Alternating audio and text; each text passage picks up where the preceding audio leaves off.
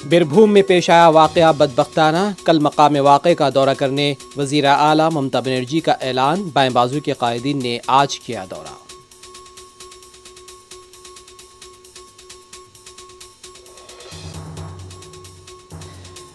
Petrol और diesel की कीमत में आज फिर 80 पैसे का इजाफा। पार्लियामेंट के दोनों ऐवानों में अपोजिशन का एहतजाज, कार्रवाई में खलल।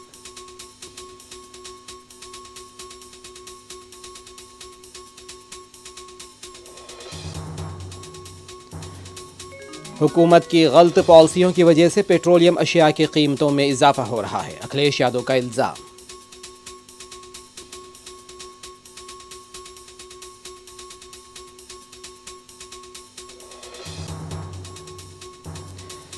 हमें दबाने की कोशिश कभी कामयाब नहीं होगी। मरकजी एजेंसियों पर शिवसेना लीडर संजय रावत की बरहमी।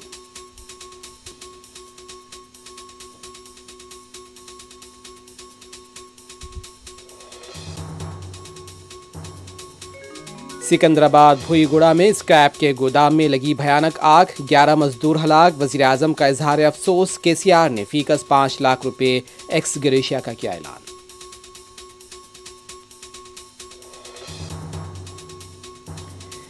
खाना काबा और मस्जिद नबवी सल्लल्लाहु अलैहि वसल्लम में एतकाफ बैठने की इजाज़त। सऊदी हुकूमत का फैसला। गैर मुल्की मुसाफरीन पर आए तमाम पाबंदियां हटा दी गईं।